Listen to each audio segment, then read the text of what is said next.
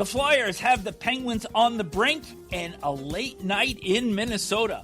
Welcome to NHL Wraparound Stanley Cupdate for Thursday, April 23rd, 2026. Morren and Smith joining you to recap games played on Wednesday evening. Did you really think the Flyers, even though they were battle-tested and hardened for the last 25 games of the regular season, were going to stick it to their cross-state rivals this bad? I thought the experience of the Pittsburgh Penguins would outweigh the enthusiasm of the young Flyers, but no such luck. The Penguins deserve to be where they are, or the Flyers deserve to be where they are with a 3-0 lead over the elder statesmen, the Penguins. And this Penguins team in this round looks like we thought they were going to look this season. They do not look good enough. After dropping the first two games at home, I thought they had some good hop early. Getting Malkin scores on the power play less than 5 minutes into the game. But you could see that the Flyers were starting to pull the Penguins into a fight that I don't think that they were really ready for. And towards the end of that first period, we saw a little bit of theatrics going on with Garnet Hathaway, either intentional or not. You can make the judgment. He clips Sidney Crosby with his stick, and then Crosby goes down like he's been hit by sniper fire. And I was somewhat amused by Dan Muse, Penguins head coach, saying Sid doesn't embellish. And I was very surprised when I heard that that was the first embellishment penalty that Crosby ever got in his career. Well, and it was sheer embellishment. I mean, first of all, to set the stage, this was before the puck had been dropped in Flyers' defensive zone. And Hathaway was just getting ready when his stick came up from behind him. It wasn't even in front of him, and it hit Sidney across the face. I mean, I wouldn't even slap you that hard. It was not very hard across the side of his face, and he went down like he'd been clipped during the play. You can do that maybe during the play because not everybody's staring at you, but you're standing there waiting for the draw, and you go down because the blade of the stick hits you across the cheek. Everybody knows it wasn't that bad. When you talk about slapping, you wouldn't slap me, even though I deserve to be slapped. Well, no, I wouldn't slap you across the face, but I'm sure Elise has done that before. No, she has not. I behave all the time.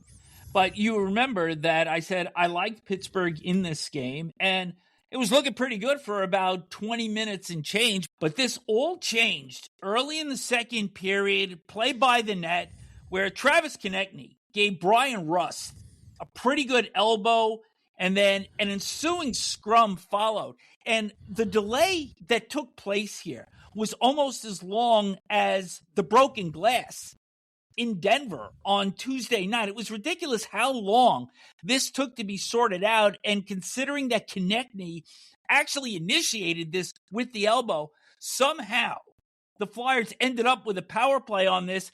There were 6 Penguins in the penalty box and 5 in the Flyers box. So once again, we'd seen it in the Montreal-Tampa game and in the Buffalo-Boston game, that penalty box is being filled to capacity.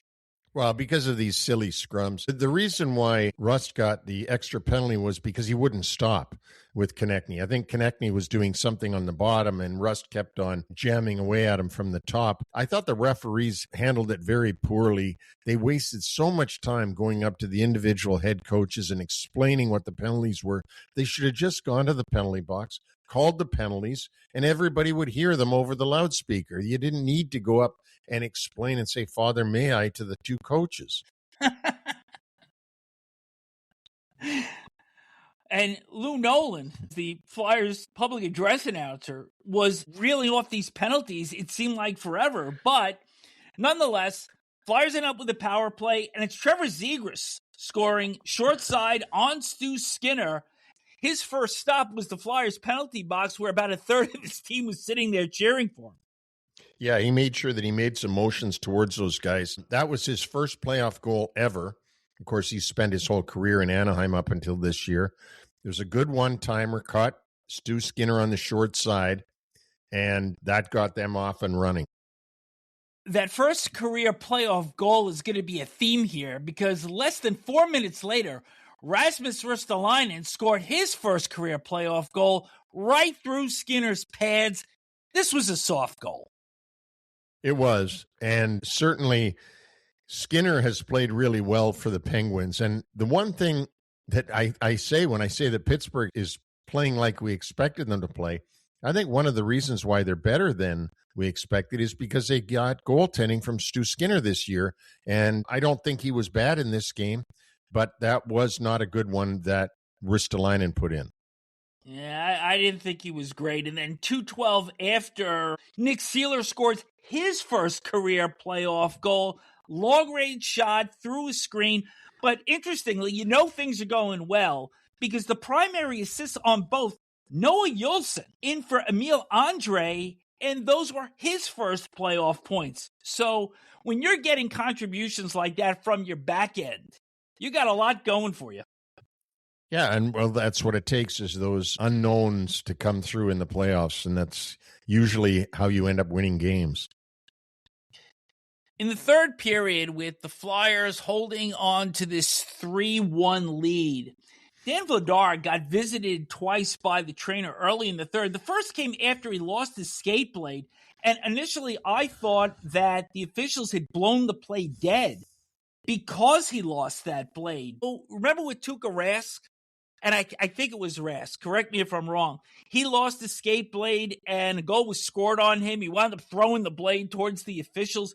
But in a situation like that, you don't blow the play dead because of an equipment malfunction. But evidently he was injured, and then trainer came out for a second visit after rust fell across his arm. So Vladar getting a little bit banged up there.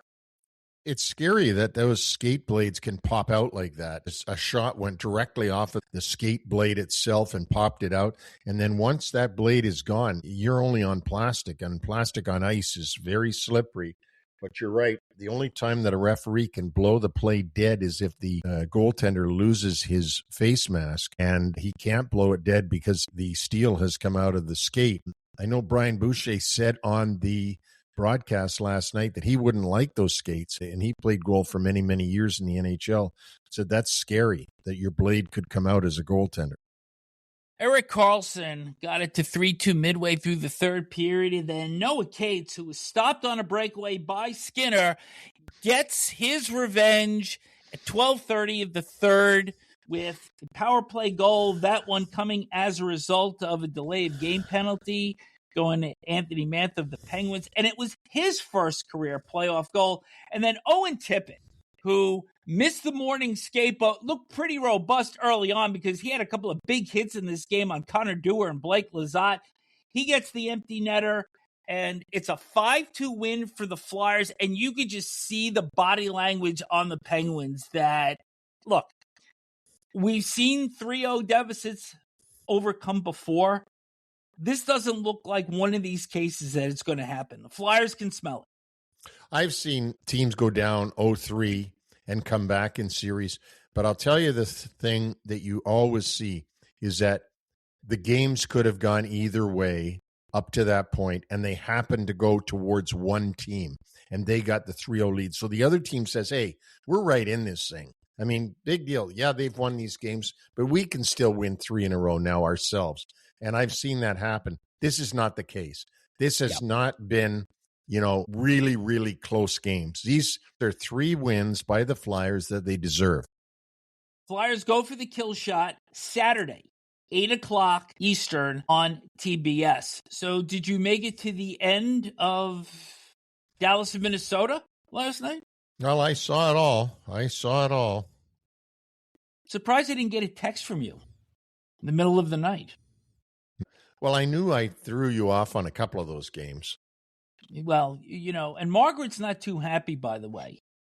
Tipping people off because you're getting notices on your phone, then you're sharing it with the rest of the world. So for those of you listening out there, this is one of Smith's really big things to do, is to spoil it for everybody else that's watching, because we all get feeds in that are a few seconds apart. And so, yeah, I resent that. I got to tell you. I get something on my phone and I immediately text my partner in crime here and tell him, oh, Flyers are up 2-1.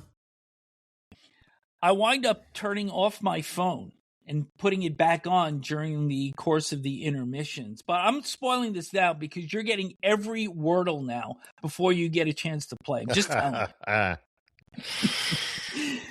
So in this game, both Matt Zuccarello and Jakob Trenin were out. They were hurt earlier in the series, and they got a scare when Matt Boldy was clipped from behind by Jamie Benn and kind of did a faceplant on the ice, but he did manage to return for the second period. And in this game, Mikko Rantanen got the Stars on the board first, power play goal coming from Jason Robertson. And then it was 2-0 when Robertson scored on a 2-on-1, that coming off an offensive zone turnover by the Wild. And this game almost became 3-0 when Jake Middleton got caught up the ice, but Jesper Wallstedt able to keep the game at 2-0. And then gradually it appeared that the Wild were getting their footing. Marcus Johansson with a power play goal made it 2-1 for the period expired. And then in the second period, great individual effort by Boldy, and Joel Eriksson Ek winds up tying the game. Eriksson Ek, Neil, was a player that you pointed out during our playoff preview as a guy to watch here. And he continues to deliver. This is a playoff-type player, and it's his third goal of the playoffs. Yeah, he is a playoff-type player, but Boldy made a great play going down, drawing everybody over to him, and then throwing it back into the high slot where Eriksson Ek was. You could see they work on this. I mean, obviously, they know where each other's going to be, and that's why you can throw a blind pass like that. That just doesn't happen by happenstance. They have been working on this, those two guys. It was a terrific goal.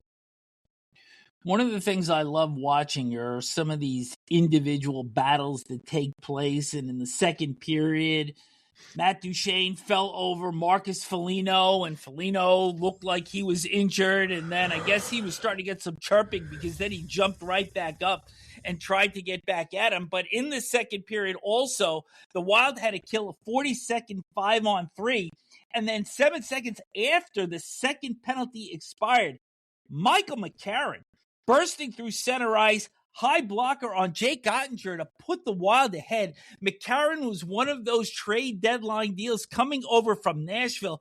Great speed, great hands. And a bullet of a shot. I got to tell you, that was a bullet shot from the big guy McCarron. The game goes to 3-2 into the third period, and Dallas had to kill a couple of penalties. Jake Ottinger continuing to keep the Stars in the game. And then eventually, it's Duchene scoring a power play goal from Mikko Rantanen. This game is tied at 3, and now we're going to settle in for overtime. And I got to tell you something. That first overtime was so uneventful. There was some commentary, and it was pointed out that these two teams are very comfortable playing defensive hockey. And it certainly appeared like it. And, of course, we're going to get to the exact opposite of that in the last game between Anaheim and Edmonton. But first overtime, I thought, generally speaking, was uneventful. Absolutely. There wasn't a lot of scoring chances, if any, and we moved on to the second overtime. Remember that the Stars had to kill not only those two penalties in the third period, but one more and two in the first overtime. There were 15 total power plays in this game, 8 for the Stars and 7 for the Wild. And the last of those penalties was Danila Yurov, delay of game, throwing the puck over the glass, and Wyatt Johnston gets the third power play goal of the game for the Stars with 7:50 left in the second overtime. Brilliant deflection of a Miro Heiskanen shot. I watched these two teams, and if they switched uniforms, it would look like exactly the same type of game. These teams are such mirror images of each other. And they both got stars. They both got great offensive players, but they both play very disciplined, and it's going to be a great series. It's been a great series so far, and it's going to continue to be. You had said that the winner of this game, you could easily see losing the next game because this is how tight this series is. I mean, let's take the score of game one out of this equation here. You still buying that Minnesota comes back, evens the series in game four? I think so. I think Minnesota's going to make some adjustments. They're not going to want to lose both their home games. Game four, Saturday, 5:30 Eastern on TBS. The other game was Anaheim and Edmonton, and the Oilers coming from behind to win that first game. And I have to say, I wasn't quite sure what we were going to get in this one because we had noted how sloppy the Ducks were, particularly in their down low coverage. And I think that did improve, but there were other aspects of their game that were really sloppy. So let's start off here. And it was the Oilers getting out on top. Leon Draisaitl, who is such a bull in the playoffs. I mean, he's a bull in the regular season, but you really notice this guy when the playoffs begin. About 9 minutes into the first period, sharp angle shot goes in off of Drew Hellison, who was in replacing Radko Gudas, and it's a quick lead for the Oilers.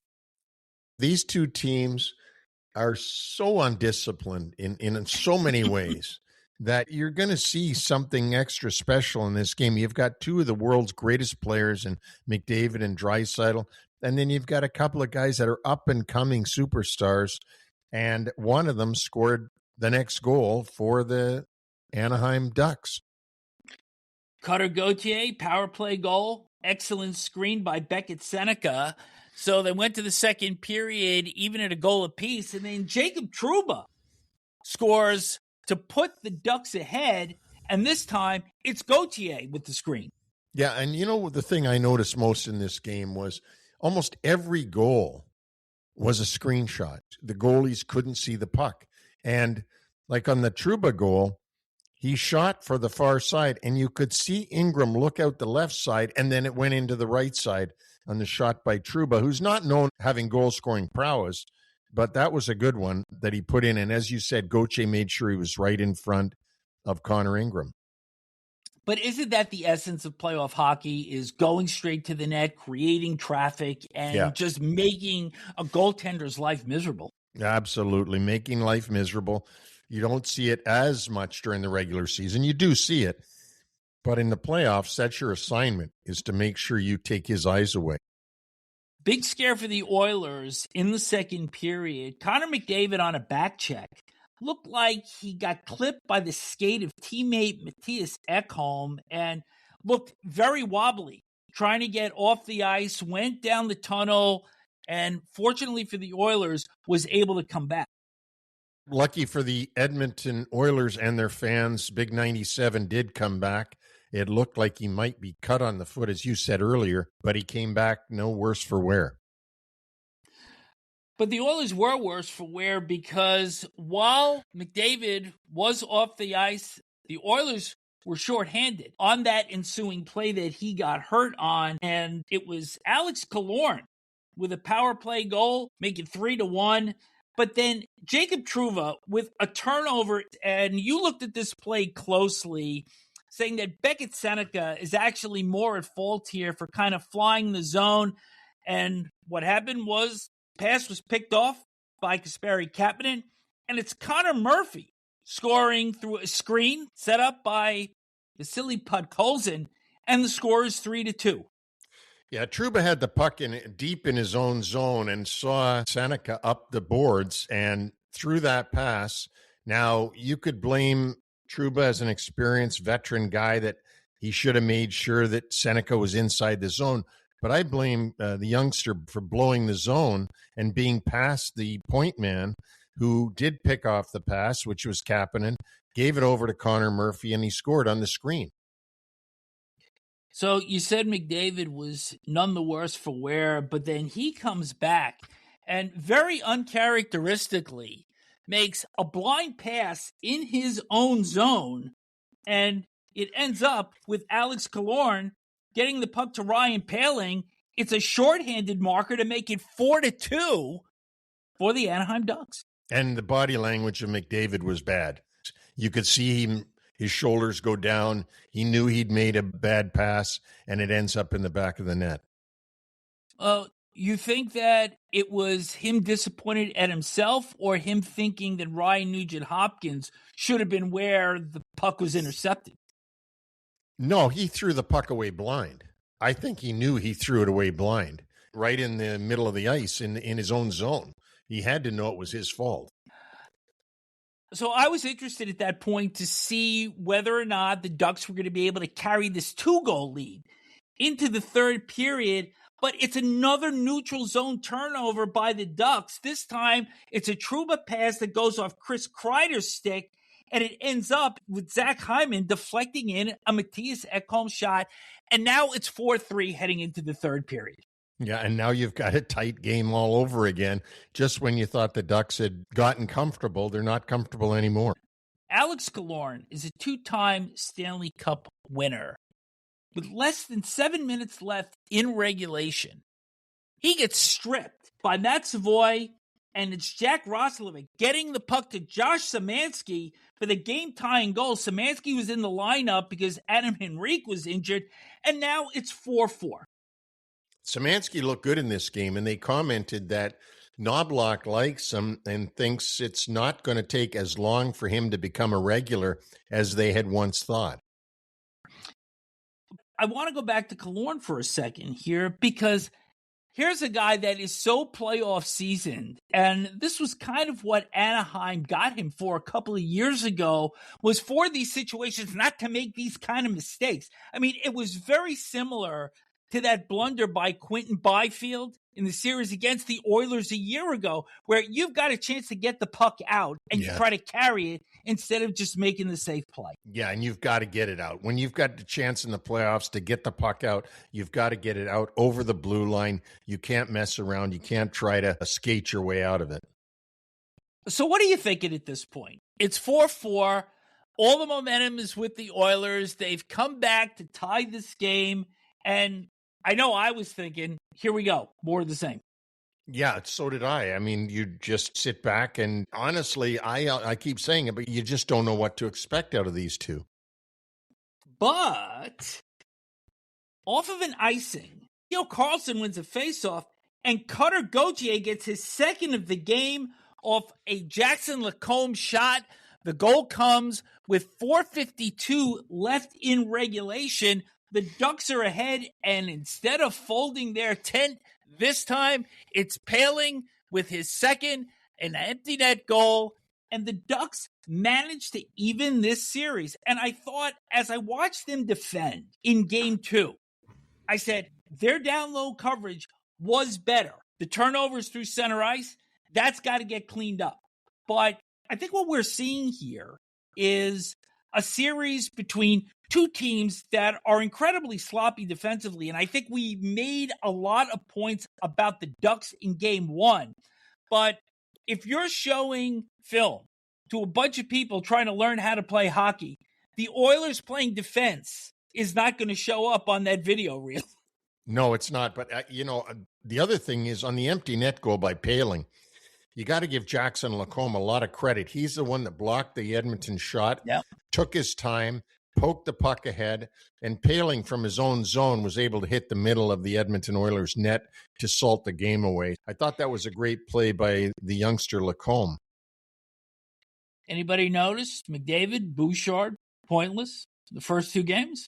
Yeah, that's something. Here's another something for you. The Ducks special teams are winning so far. They are 3 of 5 on the power play and a shorthanded goal, which you'd mentioned earlier. And the Oilers are 0 for 6 on their power play. So I had made mention during our playoff preview about the importance of Jay Woodcroft being an assistant to Joel Quenneville, because Woodcroft was the coach of the Oilers prior to Chris Knobloch. And Woodcroft works on these special teams. And look, I know what Craig said, that it didn't matter that Woodcroft was there, but these numbers don't lie, at least through the first 2 games of the series. I agree with you. I think that Woodcroft has to be a big benefit to Anaheim when they come up against Edmonton in this series. He has to be. He knows all their players inside out. He knows their systems. He knows what they want to do. He has to be of some extra benefit when you're going into a series with his old team. Game 3 of this series, Friday, 10 o'clock Eastern on TNT. Yeah, the Honda Center will be raucous with Duck fans who haven't seen a playoff game in quite a while.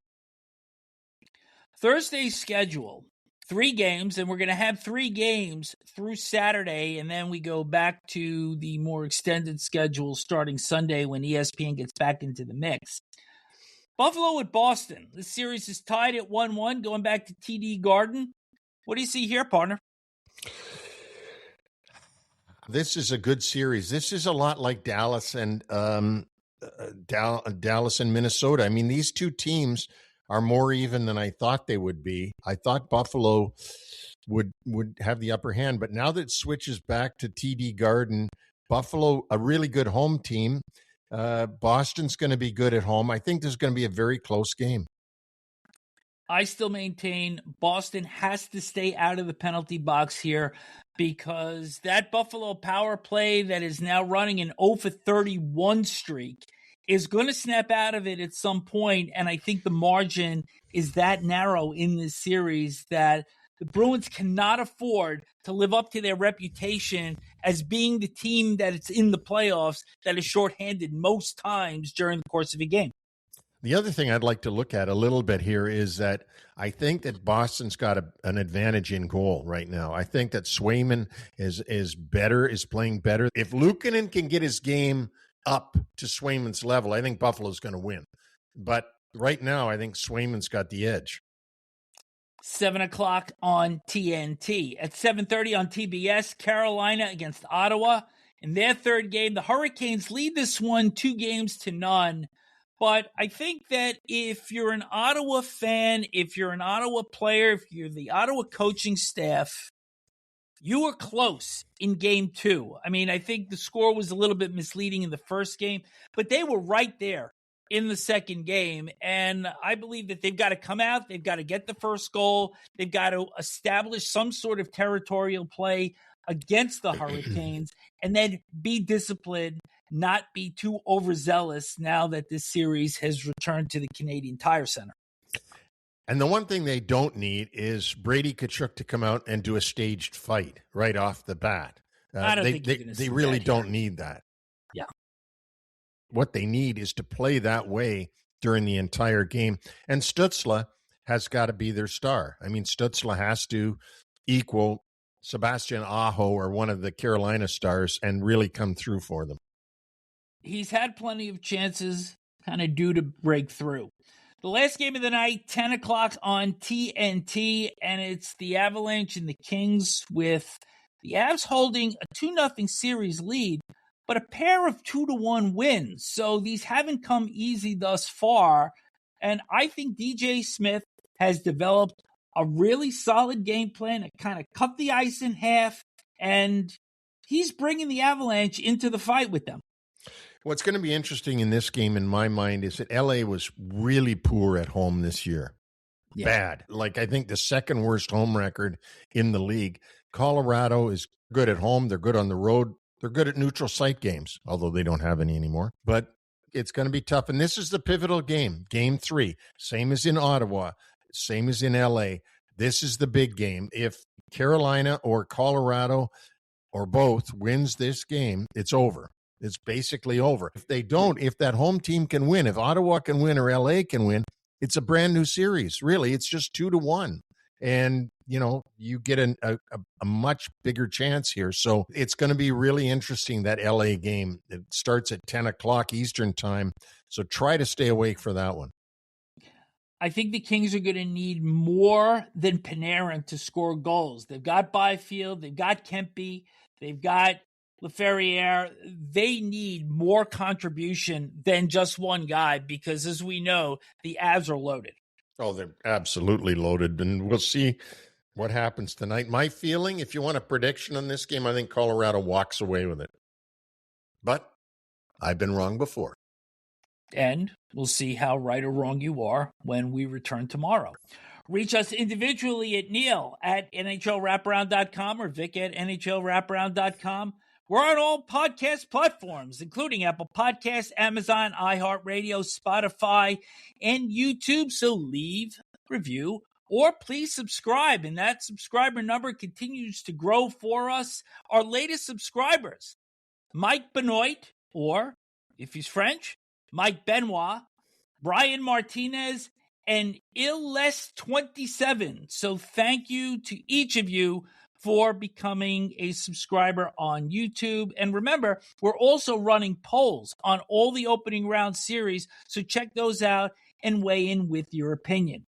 You can also find us on X, Instagram, TikTok, at RayD8.tv, and Buzzr.com, BZZR.com. Our website is NHLWraparound.com, and we will be dropping probably later today, being Thursday, our latest spring cleaning when we take a look at the Washington Capitals. And you won't want to miss that one. See what is going to happen with Alexander Ovechkin going forward. Everybody in Washington's waiting to find out what will the Great Eight decide. And I'll just tell you that when I went back and I listened to our summer coolers, we really nailed this one. On the Washington Capitals, yeah. Well, you know what? They've went from almost winning the President's Trophy last year to non-playoffs this year. And now they're looking forward to having no Alex Ovechkin perhaps next year. They already are without John Carlson. That is so weird to see John Carlson playing for the Anaheim Ducks, playing well for the Anaheim Ducks as well. Who knows? Maybe he'll sign back in Washington next year. But, you know, not seeing 74 on the ice when you watch a Caps game is different. Check out that spring cleaning, and we'll speak to you on Friday.